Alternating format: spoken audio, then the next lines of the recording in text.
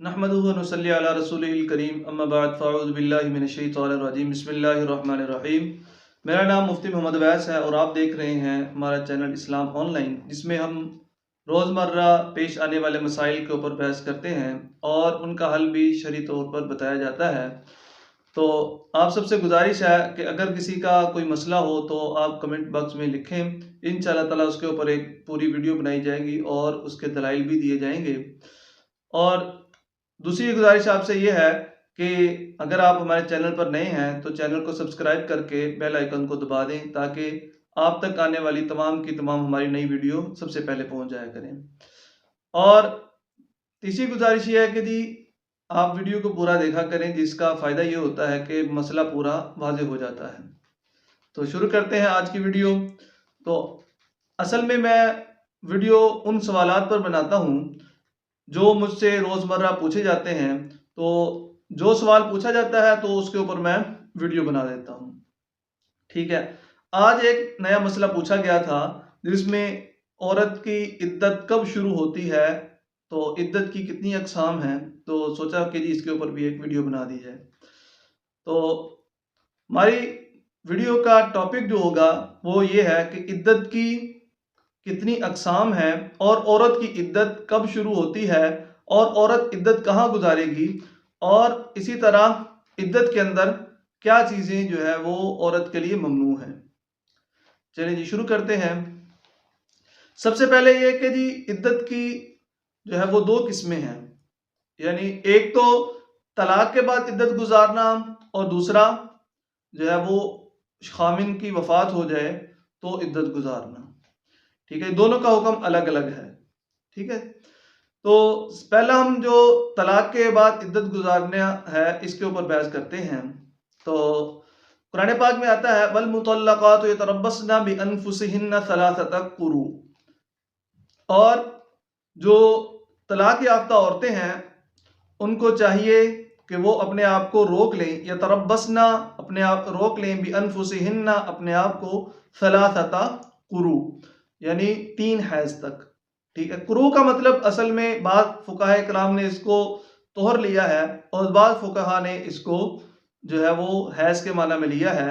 अहनाफ के नज़दीक जो है वो हैज़ का माना ज़्यादा मोतबर है, वो इसलिए कि सलासा जो है ये अगर हम जो है वो सलासा के लफ्ज़ को देखते हैं तो अगर तोहर मुराद लेंगे कुरू से तो सलासा का लफ्ज़ पूरा नहीं होगा। उसकी सूरत यह है कि हुक्म यह है कि तलाक जो है वो तोहर के अंदर दी जाए, जिसको तलाक हसन कहा जाता है। तो अगर तोहर के अंदर तलाक दी जाएगी तो एक और सलासा से यानी कि सलासा का आदत जो है अगर हम कुरू से मुराद तोहर लें तो सलासा का आदत पूरा नहीं होगा। इस तरह के अगर जो है वो तोहर में तलाक दी जाए तो कुछ ना कुछ तोहर का हिस्सा गुजर चुका होगा। तो जब कुछ ना कुछ हिस्सा गुजर चुका होगा तो यानी मिसाल के तौर पर आधा गुजर गया तो जो है ये आधा और फिर अगला तोहर पूरा, फिर अगला तोहर पूरा, तो ये 2.5 तोहर हो जाएंगे। या कुछ दिन कम लगा लें, कुछ दिन जो है वो कम फिर भी रह जाएंगे, सलासा का आदत पूरा नहीं होगा। तो इसलिए अहनाफ के नज़दीक राजे मसलक ये है कि सलासा से मुराद पूरा 3 और कुरू से मुराद हैज़ लिया जाए। अगर हम हैज़ मुराद लेते हैं कुरू से तो सलासा का आदत पूरा आता है। वो इस तरह कि अगर किसी ने जो है वो तोहर में तलाक दी, हुक्म भी यही है कि तोहर अगर किसी को बहुत ज़्यादा ज़रूरत पेश आए तो वो तोहर में तलाक दे। ठीक है जी, तो तोहर में तलाक दी तो पहला हैज़ आया, तोहर के बाद एक हैज़ हो गया, फिर तोहर, फिर हैज़ आया, दूसरा हैज़ हो गया, फिर तीसरा हैज़ हो गया, और जो है तीसरा हैज़ के बाद उसकी तलाक यानी कि इद्दत ख़त्म हो जाएगी। तो मुतल्लका औरत जो है उसकी इद्दत जो है वो 3 हैज़ है। 3 हैज़ यानी 3 अय्याम माहवारी वो अपने आप को, या 3 दफ़ा मेंसेस आने तक अपने आप को वो रोके रखेगी। और इद्दत की दूसरी किस्म जो है वो औरत का खामिन फोत हो गया तो वो कितनी इद्दत गुजारेगी। ठीक है जी, तो कुरान पाक में आता है कि जिनके खामिन फोत हो जाएं, जिन औरतों के, तो वो अपने आप को रोकेंगी 4 माह 10 दिन। और ये 4 माह 10 दिन जो है वो अंग्रेजी नहीं है, बल्कि जो है वो कमरी महीनों के 4 माह और 10 दिन होंगे। ठीक है जी। तो दोनों इद्दत की किस्मों का पता चल गया कि जी पहली तो तलाक की इद्दत, दूसरी जो है वो मुतवफ़्फ़ा अन्हा ज़ौजुहा, यानी जिसका खामिन फोत हुआ हो उसकी इद्दत। तलाक की इद्दत 3 हैज़ और जो है जो औरत जिसका खामिन फोत हो जाए उसकी इद्दत 4 माह 10 दिन। अब आते हैं कि इद्दत शुरू कब होती है। इद्दत मसलन अगर एक शख्स ने तलाक दी एक अपनी बीवी को, तो उसके साथ ही उसकी इद्दत शुरू हो जाएगी। और तलाक देने का तरीका ये है जिसको तलाक हसन कहा जाता है, अगर यानी कि अल्लाह ताला के नज़दीक सबसे बुरा जो जायज़ अमल है वो तलाक है। ठीक है। तो तलाक कोशिश करनी चाहिए कि कभी भी जो है वो नहीं देनी चाहिए। अगर तो बहुत ज़्यादा जो है बंदे को गुजारा ही नहीं हो रहा, और वो जैसे कि कुरान पाक में भी उसकी शराइत बयान की गई हैं कि अगर वो हुदूदुल्लाह पर कायम नहीं रह सकते तो वो फिर जो है वो उनके लिए अल्लाह ताला ने तलाक का रास्ता जो है वो खोला हुआ है। तो यानी कि जब एक तलाक दी तो उसकी इद्दत तभी शुरू हो जाएगी। तो तलाक देने का तरीका चूंकि मैं बयान कर रहा था, तो यानी कि अगर किसी ने तलाक देनी हो बहुत ज़्यादा, यानी कि अब गुजारा करना मुश्किल है, तो उसको चाहिए कि वो तोहर के अंदर तलाक दे, एक तलाक दे दे, और फिर जो है अगला तोहर आए तो फिर दूसरी तलाक दे दे, फिर अगला तोहर आए तो तीसरी तलाक दे दे। ठीक है। तो अगर तलाक के बाद रुजू का भी अल्लाह ताला ने जो है वो रास्ता खोला हुआ है कि अगर एक तलाक दे दी है बंदे ने तो वो रुजू कर सकता है। ठीक है। रुजू करने के लिए बहुत सारे यानी कि तरीके हैं, या तो जुबान से रुजू कर ले, या जो है वो नोटिस भेज दे, या जो है कोई भी जो है वो अगर बीवी को शहावत से छू लिया तो भी रुजू हो जाएगा। ठीक है। तो अगर किसी ने पहले तोहर के अंदर तलाक दे दी, फिर दूसरे तोहर के अंदर तलाक दे दी, तीसरे तोहर के अंदर फिर तीसरी तलाक दे दी, तो 3 तलाकें पूरी हो गई। तो अब इसकी इद्दत जो है वो कब शुरू होगी?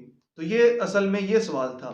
तो इद्दत इसकी पहली जो यानी कि तलाक दी थी, तो उस वक़्त से ही इसकी इद्दत शुरू हो चुकी है। तो अगले जब तलाक दी तो अगला महीना था, उससे अगली तलाक दी तो अगला महीना था।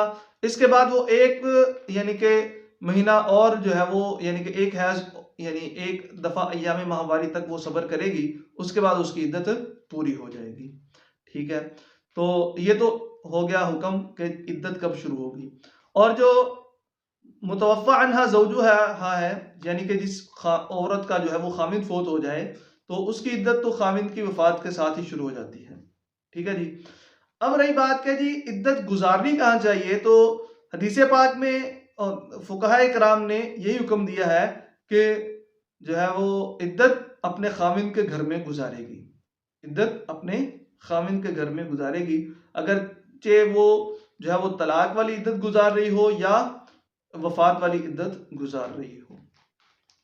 अब एक किस्म रह जाती है कि जी जिन औरतों के मेंसेस ही बंद हो गए हुए हैं उनकी इद्दत क्या होगी, तो उनकी इद्दत 3 महीने है अगर तो तलाक वाली हो। ठीक है। और वफात वाली हो तो वफात वाली के यानी कि वो तो जाहिर बात है कि जी 4 माह 10 दिन अल्लाह ताला ने बयान फरमा दिए हैं। तो औरत इद्दत अपने खामिन के घर गुजारेगी।